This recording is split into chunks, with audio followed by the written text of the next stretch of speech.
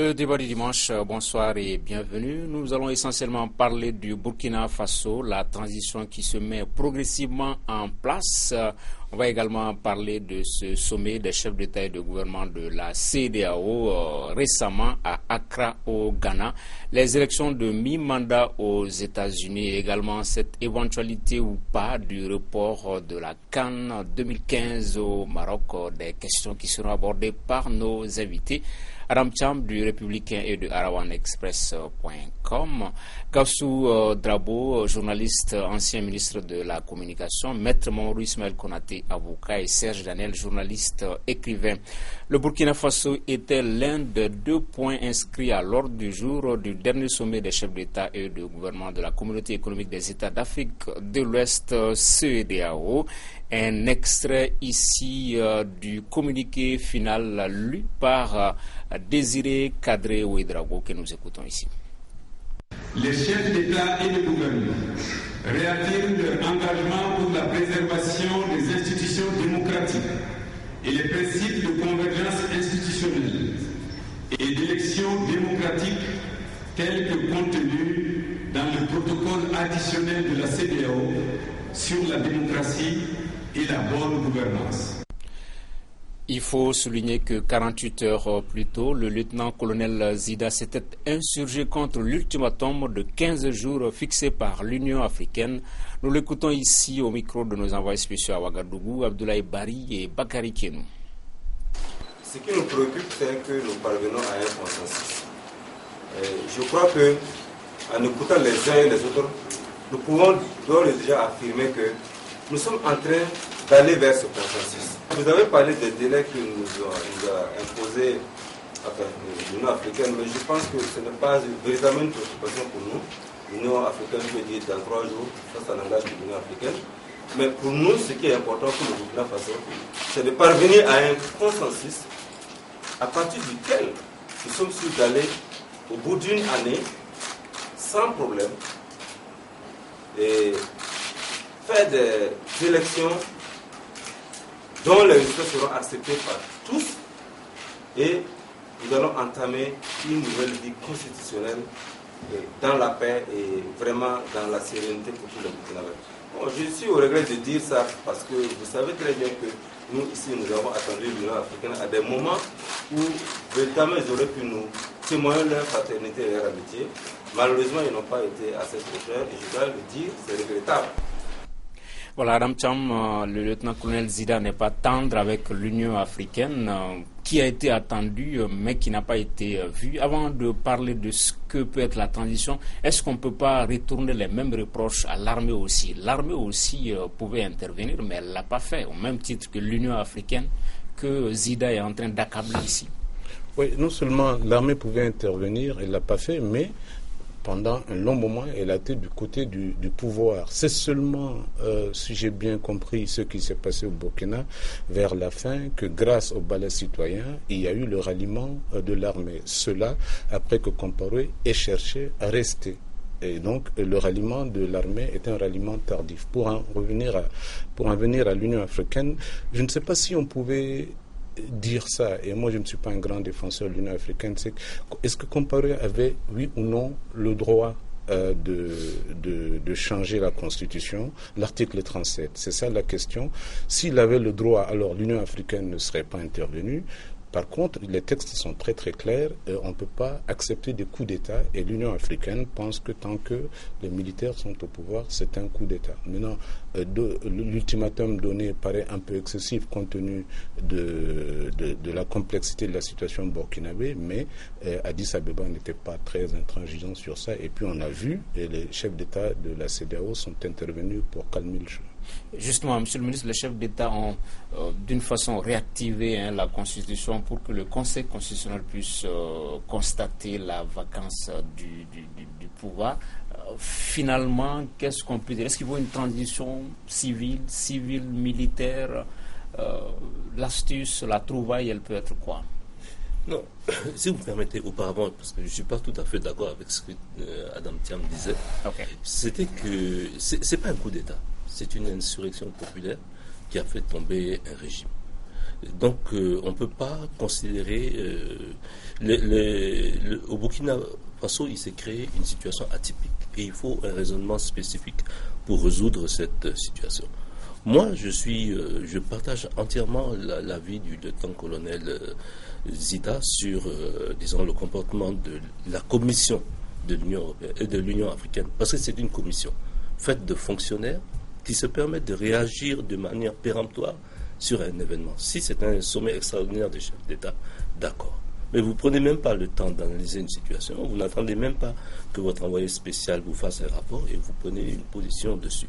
Et au sein de l'Union africaine, Thiam le sait, il y a une convention sur les élections et la démocratie qui condamne les tripatouillages constitutionnels pour renouveler les mandats. Donc, la commission de l'Union africaine aurait au moins pu émettre un avis sur le comportement du président comparé. Si elle avait fait preuve du même courage et du même emportement qu'elle a démontré pour condamner le succès de l'insurrection populaire. Deuxièmement, pour revenir à votre question, je pense qu'effectivement, il y a le côté atypique de cette situation. Bon, il faut quelqu'un qui prenne des initiatives. Donc la suspension de la Constitution a juste servi à libérer un champ d'action pour le colonel Zida. Bon, on le présente abusivement comme l'homme fort, mais en fait, disons que c'est lui l'impulseur de toutes les initiatives, le rassembleur des différentes personnalités. Maintenant, il faut revenir à un processus, disons, un peu plus orthodoxe. Et le rétablissement de la Constitution sert à cela, mais il est précédé de l'adoption de la charte de conduite de la transition et qui, comme Ablassé Ouedraogo l'a dit, va servir à encadrer tout ce qui n'est pas constitutionnel et tout ce qui doit servir de réponse à une situation exceptionnelle. Maître, quelle lecture faites-vous de la façon dont cette transition est en train de se dessiner du côté du Burkina Faso? Oui, je voulais simplement, à la suite donc du ministre Dabo, exprimer aussi mon opinion par rapport justement à cette situation particulière dans laquelle nous sommes au Burkina Faso aujourd'hui et l'attitude de la Commission de l'Union africaine. C'est vrai, c'est une attitude du médecin après la mort. Et quand on entend le lieutenant-colonel Zida, c'est lui qui fait la leçon justement à la Commission de l'Union africaine pour lui rappeler exactement ce qui devait être sa conduite qui ne l'a pas été et c'est que le Burkina Faso peut attendre aujourd'hui d'une transition. C'est évident, nous sommes dans des contextes africains où nous avons quelques difficultés justement, nous avons quelques difficultés dans nos rapports avec le droit, avec les institutions, avec la loi. Nous sommes permanemment en train de reprendre ce qui a été fait. Cette constitution a été suspendue. Par qui? Deuxièmement, cette constitution est mise aux oubliettes aujourd'hui pour reprendre un processus par le biais d'une transition. Bien évidemment, un certain nombre de gens se sont réunis pour élaborer une charte aujourd'hui. La charte par nature intervient pour combler le vide ou les incertitudes du droit. De ce point de vue-là, aujourd'hui, moi je pense qu'il est quand même assez déplorable aujourd'hui que l'on ne puisse pas prendre conscience d'un certain nombre de situations aujourd'hui. On ne peut pas nier cette haute évidence que les militaires dans nos pays sont des vrais acteurs politiques. Des vrais acteurs politiques. Il n'est peut-être pas l'homme fort du Burkina Faso, mais il est celui par qui tout commence, il est celui par qui tout doit passer. Sans lui, aujourd'hui, nous sommes dans une difficulté.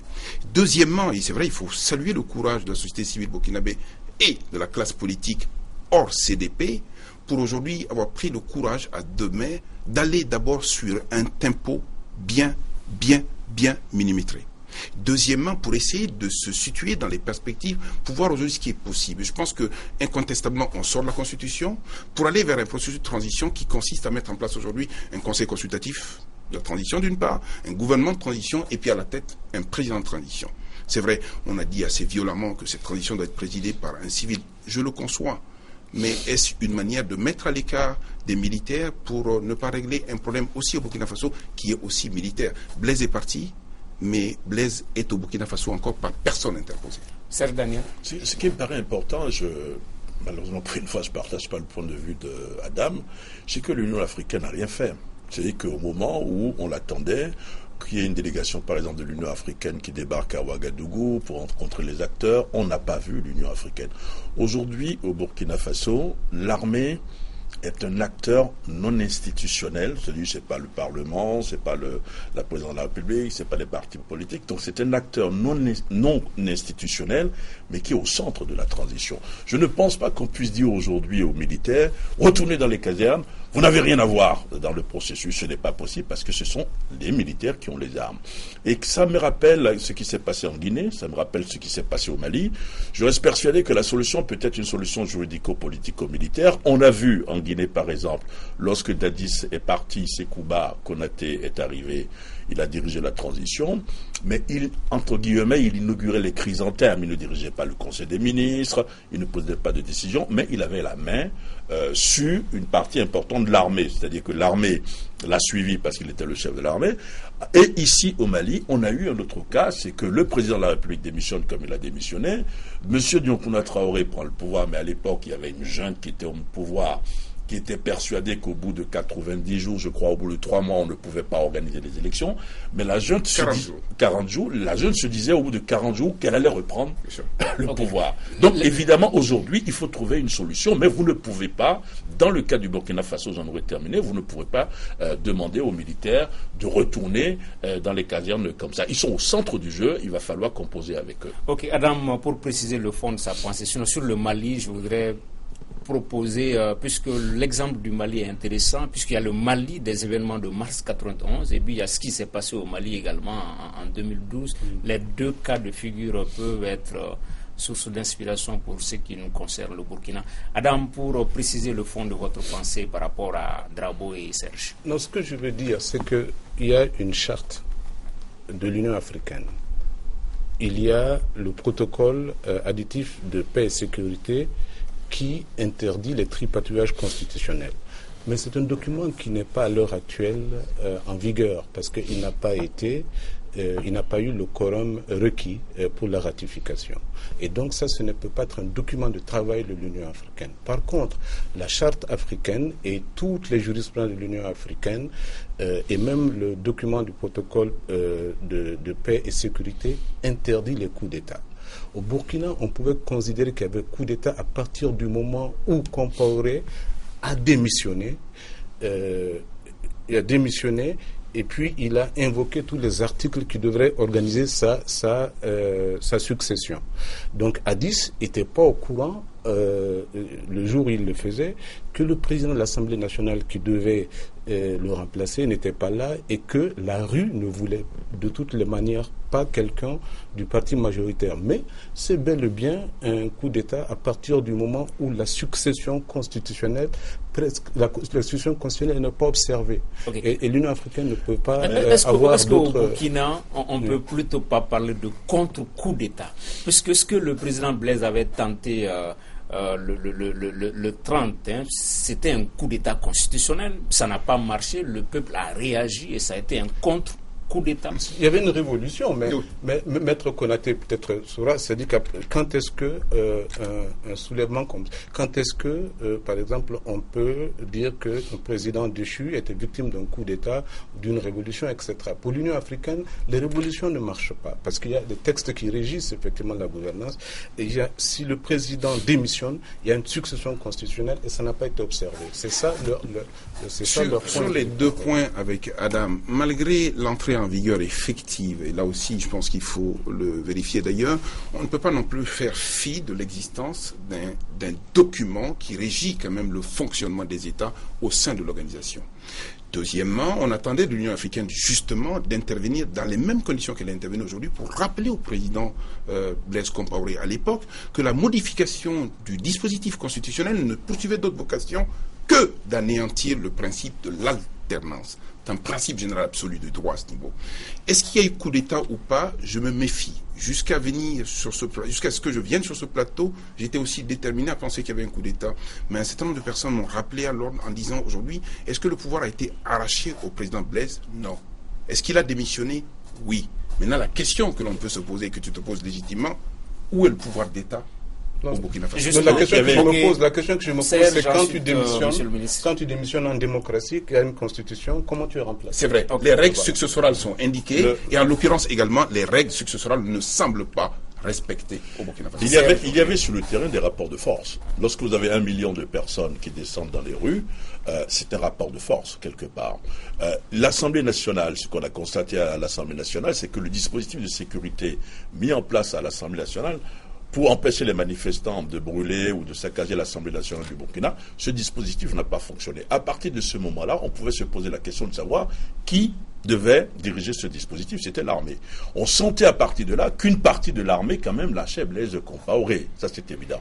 Blaise Compaoré a démissionné, c'est lui qui a présenté sa démission après avoir tenté de reprendre la situation en main. Donc on peut dire que c'est un président démissionnaire. Mais il a démissionné sur la remorque des événements, exactement comme on a obligé ici, pour sortir le Mali de la crise, on a obligé Amadou Toumani Touré à démissionner. Oui. Donc c'est Blaise qui a démissionné, parce qu'il était contraint de démissionner à cause des événements. Mais à partir du moment où il démissionne, le pouvoir est vacant. Oui. Adam indique que la vacance du pouvoir aussi est prévue par le dispositif constitutionnel. En l'occurrence, d'un point de vue pratique, c'est le président de l'Assemblée nationale qui doit prendre la suite. Voilà. Il n'était pas là, il était dans les valises de Blaise Compaoré. Sur cette base, ce sont des accords politiques qui règlent maintenant la question. On n'est plus dans la Constitution. Oui, à ce niveau, le président de l'Assemblée qui devait assurer l'intérim est peut-être légal, mais il n'était pas légitime puisque proche justement du président Blaise Tangara, il faut faire extrêmement attention sur ce point-là, juste, je fais une incursion là-dedans. Okay. Je pense qu'il faut reconnaître simplement qu'au Burkina Faso, le pouvoir légal était démissionnaire, le peuple souverain a repris son pouvoir. Ok, monsieur le ministre. Oui, vous savez, je n'ai pas la science juridique de maître. Moi, je suis simplement analyste politique et je dis que la situation au Burkina est une situation complètement atypique. Donc, il faut ouvrir les intelligences pour l'analyser. Je reviens sur le thème d'insurrection populaire parce que c'est elle qui a mené Blaise à démissionner. Et après qu'il ait essayé de se rattraper en pensant qu'il avait encore la faculté de réagir. Et je crois que peut-être un jour, on va connaître le fond de l'histoire, mais vous sentez que l'armée était divisée et qu'il y avait une lame de fond qui venait des jeunes officiers, qui a fait basculer le général Honoré Traoré, qui était pour un schéma de reconduction du président Blaise Compaoré jusqu'en novembre 2015. Donc je me dis que dès qu'on a une situation atypique, c'est pour ça que je me révolte contre les fonctionnaires de la Commission africaine. C'est des fonctionnaires, c'est pas des élus, c'est pas des présidents de la République et qui s'arrogent le droit de traiter une situation comme s'ils avaient la science infuse. Non, lorsque vous êtes devant une situation atypique, ayez la modestie de comprendre cette situation et de voir l'intelligence qui est déployée par les acteurs sur le terrain et la bonne foi des acteurs et leur capacité à résoudre leurs problèmes. Lorsque vous ignorez tout cela et que vous sortez un jugement mécanique, c'est pas, disons, l'attitude qu'on attend d'une organisation panafricaine. Ok, pour contextualiser, je ne veux pas polémiquer, Gassou. Je veux dire, c'est l'entêtement, c'est pas parce qu'un président s'est entêté qu'il doit y avoir un coup d'État. Le soulèvement populaire n'existe pas dans les textes et de l'Union africaine et des Nations Unies et de la CEDEAO. Je suis d'accord. Le président démissionne, en démissionnant, il convoque... Mais tiens, nous ne polémiquons pas, parce que moi, je dis que je ne peux pas les comprendre. Comme ils ne me comprendront pas. Oui, mais ceci dit, c'est vrai, à mon avis, que l'Union africaine est en retard sur tout. Et on a même vu, j'ai lu l'interview d'un Romuald Ouedraogo, donc du ballet citoyen, qui expliquait comment le ballet citoyen a pu entrer en cheville avec l'armée. C'était aux ultimes minutes et c'était effectivement contre le général Honoré Traoré. Et c'est seulement quand Zida s'est montré avec le ballet citoyen que la présence des militaires a été acceptée. Ok, pour contextualiser le débat, Maître Konaté, aujourd'hui la question au Burkina Faso, c'est la mise en place des organes de la transition. On parlait des exemples du Mali. Est-ce que cet organe doit peut-être ressembler au CTSP de 1991, mais un CTSP dirigé cette fois-ci par un civil, comme on est en train de le souhaiter au Burkina Faso? À la différence qu'on n'aura pas l'équivalent de Amadou Toumani Touré à l'époque. Amadou Toumani Touré était lieutenant-colonel aussi. Zida ne sera pas à la tête de cette transition. Il est lieutenant-colonel aussi, Zida. Oui, non, j'ai dit Amadou Toumani Touré était à l'époque lieutenant-colonel pour faire le lien avec le lieutenant-colonel Zida. Mais je pense que le lieutenant-colonel Zida... Moussa n'avait que 23 ans au pouvoir, pas 27. Vous me troublez dans les chiffres et dans les grades que j'évoque. Je voulais parler de Amadou Toumani Touré, qui était lieutenant-colonel à l'époque. Non, cette transition doit se faire de la manière la plus classique. Et je reconnais encore que la situation est atypique. en ce que aujourd'hui le pouvoir n'existe pas au Burkina Faso, non pas par un coup d'État militaire, mais par un phénomène révolutionnaire, insurrectionnel. Je préfère dire insurrectionnel. Deuxièmement, il s'agit de reconstruire le pays, l'État et la nation. On part de zéro. La Constitution est multipliée par zéro. On fait confiance au génie des acteurs, y compris des militaires. Comme on l'a dit, on n'invente pas la roue à ce niveau-là. Ils vont mettre en place aujourd'hui un conseil consultatif qui est chargé de la transition. Deuxièmement, ils vont mettre en place aujourd'hui un gouvernement. Ils vont déterminer tout le planning à l'intérieur pour désigner qui va diriger la transition. Et je pense qu'ils sont en train de tresser le portrait robot. Aujourd'hui, contrairement au Mali où on est désigné les gens, on dessine le portrait robot aujourd'hui et on voit là-dedans qui est le mieux placé pour y aller, exception faite des militaires à ce niveau. Troisième point. Le texte est très clair. Le texte dit ne peut pas être concerné un militaire, un élément des forces de défense et de sécurité à la retraite. Bien sûr. Donc il parle de Jean-Baptiste Ouédraogo. Ça ne veut pas dire que Zida ne peut pas être président. Et non, ça, c'est le président aussi, le général Kwame aussi. Oui, mais le président de la transition, on est bien d'accord que le président de la transition est civil. Voilà, il est civil. Donc, non. Ce n'est pas évident. Non. Ils ont dit militaire à la retraite. Voilà. Non, mais quand vous dites, ça c'est la charte, vous parlez de la charte. Mais aujourd'hui, quand vous voyez aujourd'hui l'opinion publique internationale revendique, comme la société civile burkinabé l'a revendiqué, la mise en place d'une transition qui serait pilotée par une personne qui ne serait pas militaire. Militaire habillé, retraite ou pas retraite, peu importe. Aujourd'hui, c'est l'option. Ce qui est le plus important aujourd'hui, c'est qu'il y a une charte. Il y a une charte aujourd'hui qui permet de prendre en compte un certain nombre de situations. C'est-à-dire dire aujourd'hui que tous ceux qui ont été très près du pouvoir, tous ceux qui ont été les défenseurs, par exemple, de la Constitution, de la réforme de la Constitution, tous ceux qui ont été des va-t-en-guerre, aujourd'hui doivent être exclus. On n'a pas pu le faire au Mali. Je pense qu'ils vont le réussir au Burkina Faso. Ce qu'il faut souhaiter, c'est une transition courte au Burkina Faso. Il faut une transition courte pour aller à des élections démocratiques. Courte veut dire pour quoi ? que 12 mois, pas plus. Pour que l'élu puisse se mettre à travailler. Ça, c'est fondamental. Mais l'autre chose que j'aimerais dire, c'est que vous ne pouvez pas, à mon avis, vous voyez comment s'appelle, ce qui est en train de se mettre en place, l'attelage qui est en train de se mettre en place aujourd'hui, on donne des places à l'armée à l'intérieur. Je reste persuadé que l'armée au Burkina Faso reste au centre du jeu politique. Tous ceux qui demandent à ce que les militaires repartent dans les casernes ont tort, à mon avis. Je pense que les opposants, une partie de la classe politique en est très consciente. Est-ce qu'on peut dire qu'ils ont tort, puisque c'est la victoire du peuple, c'est la société civile. Mais où est-ce que vous mettez l'armée? Ce que je veux dire, où est-ce que vous mettez l'armée aujourd'hui?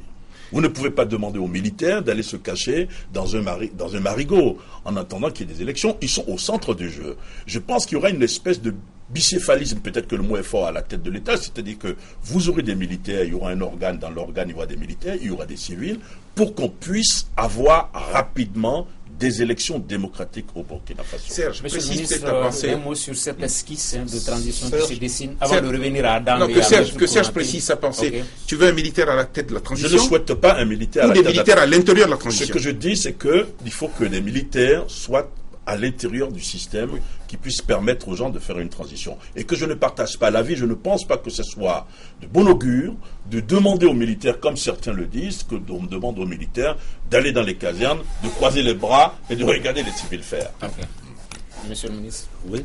Non, je pense que Serge a raison. Et je crois, lorsque vous écoutez le lieutenant-colonel Zida, il semble dire qu'on nous a appelés pour remettre de l'ordre. Parce que n'importe quelle insurrection a sa part d'écume, c'est-à-dire ses pillages, ses vols, ses règlements de compte.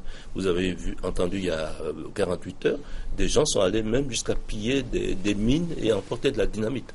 Et le sommet de la CEDEAO a félicité l'armée pour la stabilisation et pour le retour de la sécurité. Donc ça veut dire que, à moins d'être entièrement inconscient, vous ne pouvez pas souhaiter que l'armée se mette de côté. Vous êtes obligé de l'inclure.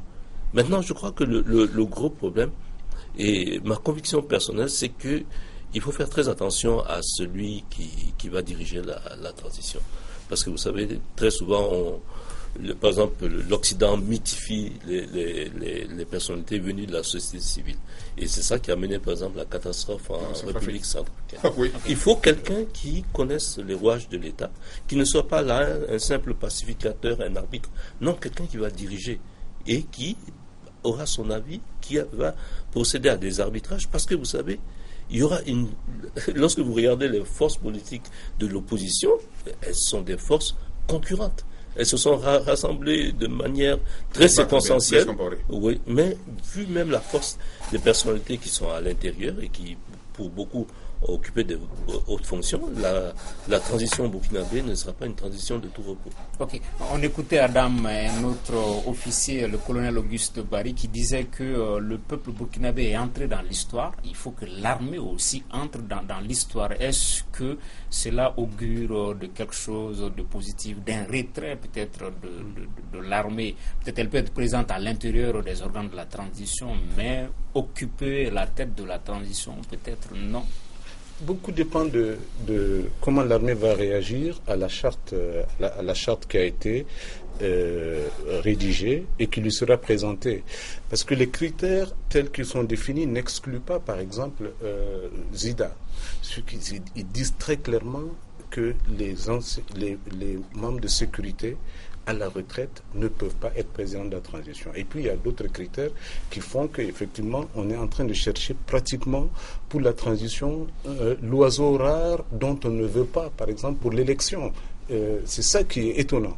Ils veulent vraiment un homme providentiel pour diriger la transition, mais pour l'élection que cet homme est censé préparer dans un an, c'est ouvert. Et donc, et ça, c'est ce qui nous amène effectivement en Afrique, à cause des mauvais présidents et tout, c'est ce que nous amène les mauvaises gouvernances. Mais moi, ce qui me choque le plus, c'est qu'il s'agisse du Mali comme du Burkina ou d'autres pays, ce sont des transitions qui font la soudure entre deux périodes démocratiques. Ce n'est pas des intérims tels que prévus par la Constitution. Au Burkina, il y avait 3 mois pour aller à l'élection présidentielle. Je me demande pourquoi ce n'était pas possible. Et puis l'autre chose que je constate quand même qui indique que la communauté internationale a peut-être pris plus qu'on ne le pense la mesure de ce qui s'est passé au Burkina, c'est qu'aucune aide n'est suspendue pour l'instant, contrairement au Mali, le 22 mars. Oui, les Canadiens, de principe. Non, les Canadiens, et d'ailleurs, le Burkina Faso, comme en Égypte d'ailleurs, refuse d'avancer le concept de coup d'État pour éviter justement que les sanctions tombent. Mais en dehors de cela, je pense qu'aujourd'hui, par rapport à la transition, il faut fustiger, et ça je suis tout à fait d'accord, on est permanemment en train de refaire le droit. Je veux dire, la structure constitutionnelle de l'État burkinabé, du point de vue de son organisation, du point de vue de son fonctionnement, n'était pas aussi dramatique au point de tout balayer aujourd'hui. Moi, j'ai du mal à comprendre qu'on puisse prévoir des crises par le biais des textes, et une fois les crises arrivées, les textes vont à la poubelle. Ça pose un problème aussi. Tout le monde se met dans la dynamique de la transition. On veut faire table rase de ce qui existait auparavant pour aller sur du neuf. Et ce neuf est toujours combattu quelques années après. Quand est-ce qu'on va arriver aujourd'hui à bâtir des vrais États dans nos pays ? Il y a ce qui me frappe, 2 choses rapides, c'est qu'au sein de l'armée Burkina, il y a un plan de carrière au sein de l'armée du Burkina Faso. Ça a permis peut-être aux militaires de ne pas se tirer entre eux. Vous savez par exemple que ceux qui étaient réputés être proches de Blaise Compaoré sont toujours au Burkina Faso. Le général Diendéré par exemple est toujours au Burkina Faso. La deuxième chose, pour terminer, c'est au sein de la classe politique. Les problèmes, comme l'a dit tout à l'heure le ministre Drabo, les problèmes commencent au sein de la classe politique parce qu'ils se sont tous entendus pour à obtenir le départ de Blaise, et maintenant chacun est en train de chercher sa Et la grande méfiance vis-à-vis de l'armée, ça aussi il faut le dire, on ne l'a pas dit, c'est que Zida, quand même, est le numéro 2 de la garde présidentielle. Son patron, c'est Diendéré. Et aujourd'hui, son protégé, c'est Diendéré. Et Diendéré est très proche de Blaise Compaoré. Là aussi, l'opinion publique, très à raison, pense qu'il y a une sorte de connexion, de collusion avec ces militaires qui sont là. Mais est-ce que cette connexion peut résister à la furie du peuple qu'on a vu les jours, les semaines passées au Burkina Au moins, on peut se réjouir de Faso. quelque chose, c'est qu'ils ont obtenu la peau du président Blaise Compaoré, et ils ont mis en évidence par ce processus insurrectionnel que l'entêtement à la tête de l'État, on en paye le prix. Mais en dehors de cela, c'est pas tous les jours que l'on peut faire descendre un peuple dans la rue. Ce n'est pas tous les jours que l'on peut résister justement face à une armée. Et nous avons des armées qui sont dans des configurations aujourd'hui très très spéciales. Derrière l'armée, il y a toute une configuration ethnique, il y a toute une configuration religieuse qui sont susceptibles justement de réjaillir un peu. Je pense qu'aujourd'hui, il faut saluer le courage des Burkinabés. Il faut prier qu'aujourd'hui, le Burkina puisse maintenir le cap, mettre en place un système de transition, de manière à ce que ce grand pays soit aussi grand, y compris après Blaise Compaoré, les hommes naissent et partent. Ok, Adam, vous voulez ajouter quelque chose? Oui, non, mais ce que je veux dire, c'est qu'une semaine après le départ de Compaoré, on sait beaucoup de choses. On sait, par exemple, que la classe politique se tape la poitrine, mais ce n'est pas elle qui est à l'origine de la marche du mardi dernier qui a fait sortir des centaines de milliers de Burkinabés. Et ce n'est pas elle qui était à l'assaut des barricades le jeudi où Compaoré est tombé. Il faut rendre vraiment, à mon avis, justice à la société civile, notamment l'organisation qu'on appelle le cadre de réflexion de l'action démocratique et les balais citoyens qui avaient dès 2008 pris la mesure des choses et essayé de baliser en fait, ils avaient même une feuille de route et la feuille de route prévoyait la mise en place d'un balai citoyen au cas où Compaoré s'entêterait à continuer avec son projet. Est-ce que l'organisation, l'engagement de la société civile, monsieur le ministre, n'ont pas été peut-être l'erreur fatale à Blaise Compaoré? On a l'impression que le gouvernement, le pouvoir a sous-estimé la capacité de ces jeunes qui sont sur les réseaux sociaux. On l'a vu pour la marche du 28, ils étaient censurés au niveau de la télévision nationale, mais eux-mêmes ils ont conçu les spots, les annonces qu'ils ont mis sur YouTube, ils se sont donné les lieux de ralliement. Est-ce que le pouvoir Compaoré n'a pas sous-estimé la société civile? Ce n'est plus la société civile d'il y a 5 ou 10 ans, mais ce sont des jeunes qui sont sur les réseaux sociaux, qui sont actifs et tout. Est-ce que ça n'a pas été une erreur de taille? Non, je crois, vous savez, c'est peut-être la dernière erreur que Blaise ait commise. Parce que lorsque vous sentez une telle résistance monter contre un projet qui quand même est assez bancal, et lorsque vous sentez que contre ce projet se fédèrent des forces qui n'ont presque jamais collaboré les unes avec les autres, parce que la société civile également se méfie de l'opposition, vous devez tenir compte de ces alertes. Lorsque vous voyez que il y a 1 million de personnes dans les rues le lundi, et qu'il ne vous vient même pas à l'esprit, même pas de renoncer à votre projet, mais de le différer, ça veut dire que vous êtes complètement mutique par rapport à ce qui se passe dans votre pays. C'est un peu le destin de tous les despotes. Voilà, même pas despotes, les gouvernances individuelles très fortes qui petit à petit s'enferment dans leur propre logique de fonctionnement. Vous savez, Blaise Compaoré a certainement beaucoup sous-estimé d'abord la qualité de ses adversaires et sa dernière erreur, c'est de sous-estimer également le ras-le-bol populaire. C'est d'oublier également qu'il y a eu l'Égypte, la place Tahrir, qu'il y a eu la Tunisie, que ce sont des jeunes qui ont suivi ces événements-là en direct, puisque souvent on voyait les mêmes pancartes, les mêmes slogans. Blaise dégage. Comme... C'est-à-dire que nos gouvernants ne sont jamais suffisamment instruits de la leçon de la veille. Ils parlent toujours de choses sans pour autant jamais ramener à eux-mêmes. Il y a quand même des indices au Burkina Faso. Zéphirin Diabré, on peut peut-être le citer, a été quand même à la tête d'un parti politique qui a été créé relativement récemment et aux dernières élections législatives a fait une percée considérable. Premier indice. Deuxième indice, quand on voit aujourd'hui le champ d'occupation politique et de la société civile, quand on voit aujourd'hui toutes les barrières et les obstacles qui ont été franchis par des gens qui agissaient à visage découvert, et la veille encore, je pense que le président Blaise Compaoré aurait pu sauver son régime en prenant conscience simplement de l'étendue du monde qu'il y avait dans la rue. Ce n'était pas de la fiction, ce n'était pas du cinéma.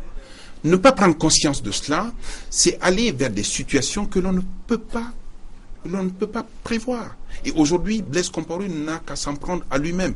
Il n'est peut-être pas le seul, il y en a d'autres qui sont dans ces dynamiques. On espère simplement... On va en parler dans la deuxième partie de cette émission. Si l'exemple burkinabé sera suivi par ces autres pays africains où prévalent des velléités de révision constitutionnelle, entre autres le Togo, le Burundi, les deux Congos, l'Afrique centrale justement où nous nous rendons pour retrouver notre correspondant dans la région, Ismaël Obiangze. Ismaël, bonsoir.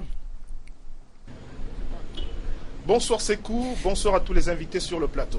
Est-ce que l'exemple burkinabé peut influer, peut être suivi par des pays d'Afrique centrale?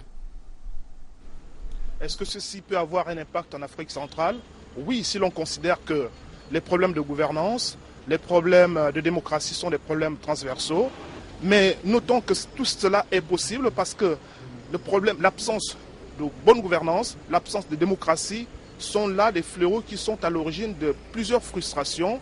La gestion clanique des pouvoirs en Afrique, c'est ce qui amène souvent les peuples à se mettre dans la rue, à contester, et on vient de le voir avec le Burkina Faso. Il n'est pas donc exclu que plusieurs pays d'Afrique centrale qui ont à leur tête des dirigeants qui ont la tentation aujourd'hui de réviser des constitutions puissent connaître le sort que vient de connaître le président burkinabé déchu, Blaise Compaoré. En revanche, lorsqu'on fait l'analyse sociopolitique des peuples d'Afrique centrale, on va constater que la plupart de ces peuples, de façon générale, sont des peuples de bouleurs sans leader. Qui peut prendre l'initiative? Il est une chose de vouloir du changement et une chose de prendre l'initiative. Or, lorsqu'on observe comment les pouvoirs en Afrique gèrent leur peuple, on va constater que la corruption est devenue un instrument de gestion des pouvoirs en Afrique. La corruption qui gangrène les milieux politiques, la corruption qui gangrène les milieux syndicaux, plombe toute velléité de contestation. Et du coup, on assiste chaque année à des transhumances politiques.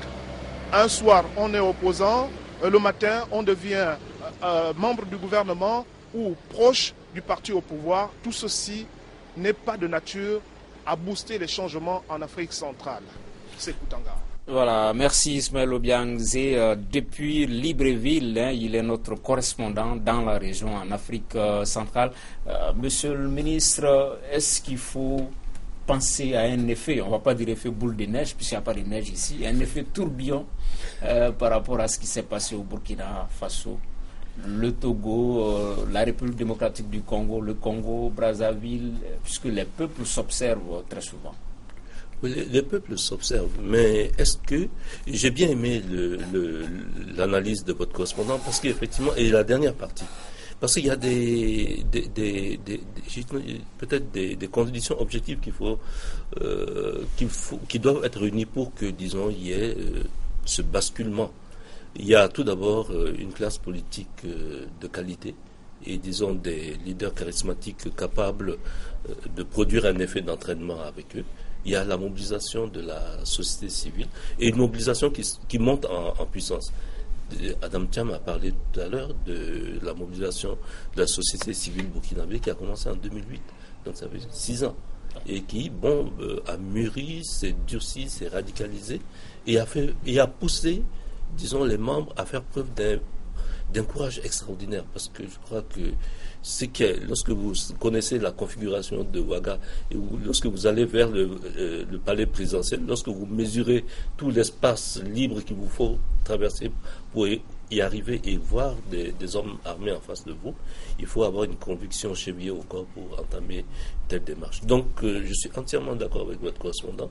Est-ce que l'envie de changement peut se muer en volonté de changement? L'envie de changement est là, mais peut-être que dans cette partie, il y a beaucoup de corruption aussi, Serge Daniel. C'est ça le problème. En fait, ça dépend des rapports de force sur le terrain. Ça dépend des rapports de force sur le terrain. Vous avez des pays où il y a une opposition structurée, où la société civile est forte, mais vous avez d'autres pays où c'est plutôt la corruption qui permet d'acheter des voix, de faire passer des textes de loi, etc. Et ça dépend aussi, l'autre chose, ça dépend aussi de la réaction de comment la communauté internationale vous regarde. C'est-à-dire, c'est le cas du Burkina Faso par exemple, il n'y a pas eu beaucoup de pression de la communauté internationale sur Blaise. Pourquoi? Parce que c'était la capitale sous-régionale où on réglait toutes les crises. Son pays a permis de libérer des otages européens. Il était un acteur incontournable. Donc il faut que ce qui s'est passé en fait au Burkina Faso serve de leçon aux autres, au Togo, aux deux Congos, pour qu'on ne modifie pas comme ça les constitutions. Et qu'on envoie aussi une lettre aux autres présidents, comme ça a été le cas à Blaise Compaoré, la lettre du 7 octobre de François Hollande, Hollande, peut-être à ses autres chefs d'État, Maître Konaté? Là, vous êtes en train de faire une demande au président Hollande. Je suppose qu'à défaut de vous à défaut de vous entendre, sans doute que des gens vont se charger de transmettre votre message. En tout cas, je pense que c'est le lieu. Moi, je voulais simplement saluer le reportage de votre correspondant, mais je l'aurais trouvé un peu plus courageux. Je pensais qu'il était à Brazza, mais il est à Libreville.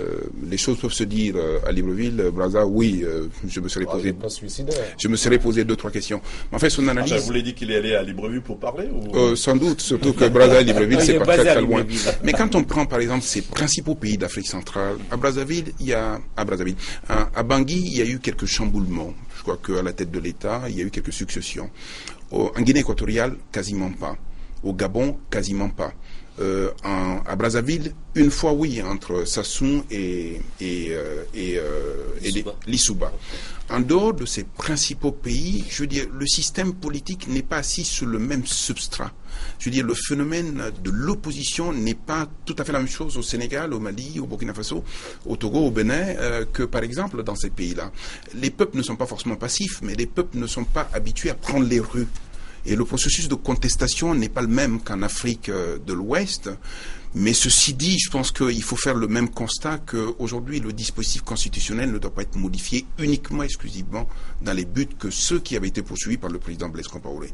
Est-ce que ça va donner la même conséquence? Je n'en sais absolument rien. Mais ce qui est le plus important aujourd'hui, c'est que véritablement la Commission de l'Union africaine et l'Union africaine aujourd'hui reprennent un peu les choses en main. Je pense qu'il faut mettre en œuvre aujourd'hui un processus plutôt préventif que curatif. C'est inadmissible aujourd'hui de voir ces fonctionnaires assis à Addis Abeba et ne pas être capables, avec leur loupe, de regarder ce qui se passe dans nos pays pour anticiper. C'est bien d'intervenir, mais c'est encore mieux d'anticiper. Je crois que ça dépend déjà de jusqu'où le président qui veut changer la Constitution est rejeté. Et puis, ça dépend de la sociologie du pays. Je ne pense pas que les réactions des milieux dits bantous seront exactement les mêmes que Burkina Faso. Dans les sociétés bantous, effectivement, on est habitué à beaucoup de choses qui nous paraissent même une anomalie, même en Afrique de l'Ouest. La prépondérance du chef, les familles aux affaires, etc. Et puis, surtout, ça doit être préparé, parce que on verra dans les semaines, les mois à venir, que deux héros au Burkina, dont on ne parlera peut-être pas parce que la classe politique les submerge, ou l'Union africaine, etc., sont ceux qui ont le plus travaillé au corps la jeunesse pour qu'elle refuse le tripatouillage de la Constitution. Ils avaient dit déjà mardi qu'il est hors de question que les députés puissent entrer à l'Assemblée. Et donc, leurs interviews sont aujourd'hui sur le site burkinabé. Donc, c'est Romuald Ouedraogo, donc qui est le fils d'un sankariste pur et dur. Et puis, c'est Hippolyte Doumboué, donc le président du cadre de réflexion d'action démocratique. Je crois que sans leurs actions, les députés auraient voté, parce que c'est leurs actions qui ont permis aux jeunes de braver les barricades, d'entrer dans l'Assemblée et d'empêcher effectivement le vote. Le Togo, pour revenir un peu en Afrique de l'Ouest, c'est un peu compliqué. C'est un pouvoir quand même fort, assis depuis près de 40 ans. On prête également des velléités de révision constitutionnelle au président togolais Serge Daniel. Je crois que s'il a cette velléité, il va réfléchir. Ce n'est pas bien de toucher aux constitutions. Mais l'autre problème, c'est que si vous travaillez en amont, il faut travailler en aval.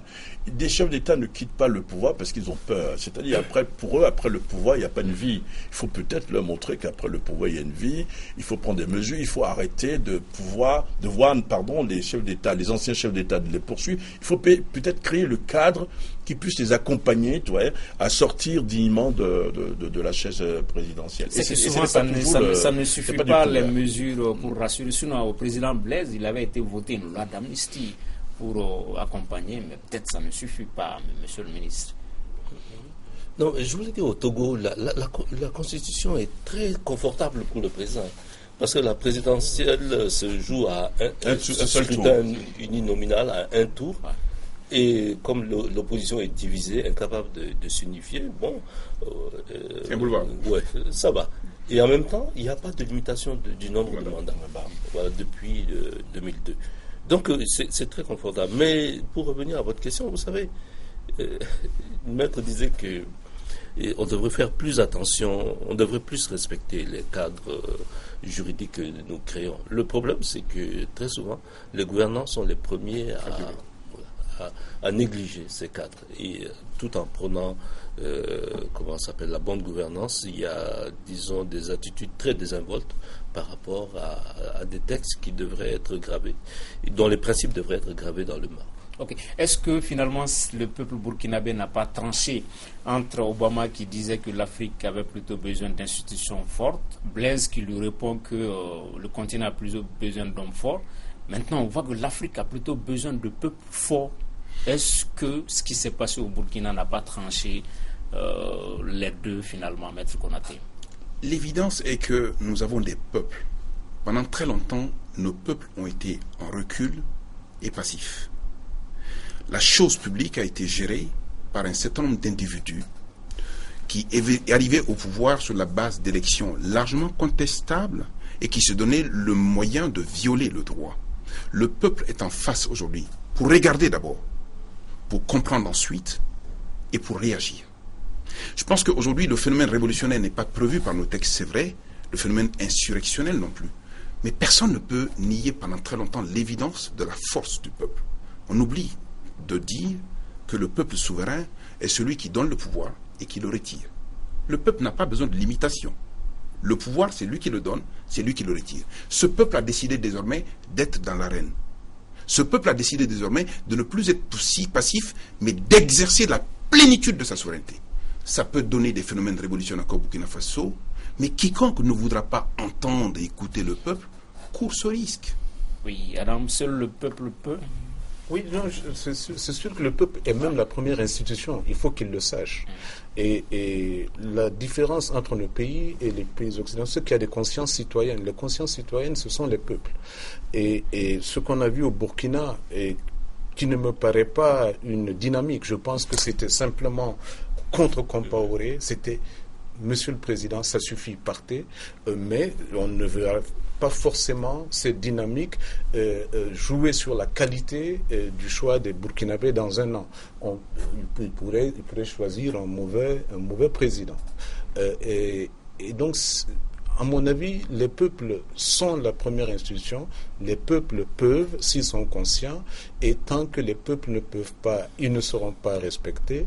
Mais tant que les peuples ne seront pas respectés, on n'aura pas de gouvernance capable de tirer les pays vers le haut. Parce que, regardez, ça fait quand même 54 ans qu'on est indépendant.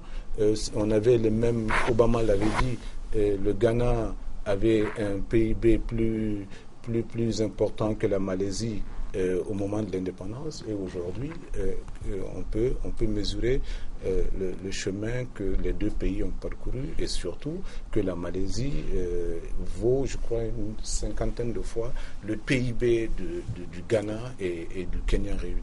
Okay. Il y a une conscience au Burkina Faso. Il y a ce qui m'a frappé, par exemple, pendant les manifestations, vous avez vu, les citoyens ne se sont pas attaqués aux feux tricolores, les feux de signalisation. Ils ont balayé les rues après. Ils ont balayé les rues après. Donc quand le peuple décide, c'est terrible. Vous ne pouvez plus résister. Vous avez eu un jour, il y a 1 million de personnes qui descendent dans les rues. Blaise s'en va, l'opposition appelle à mobiliser, vous avez 1 millier de personnes. Ça veut dire que le peuple était vraiment décidé. Oui, non, ce que dit Adam est quand même pertinent. Il dit, décider pour faire partir Blaise Compaoré, oui, mais il faut être permanemment décidé. Tout à fait. Tout à fait. Oui.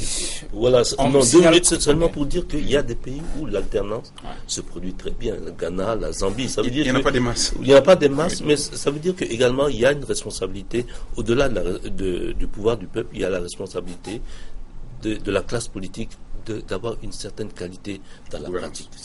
On a un problème avec les constitutions francophones. On a un problème avec les juristes latins, parce que ce genre de problème ne se pose pas dans les pays anglo-saxons.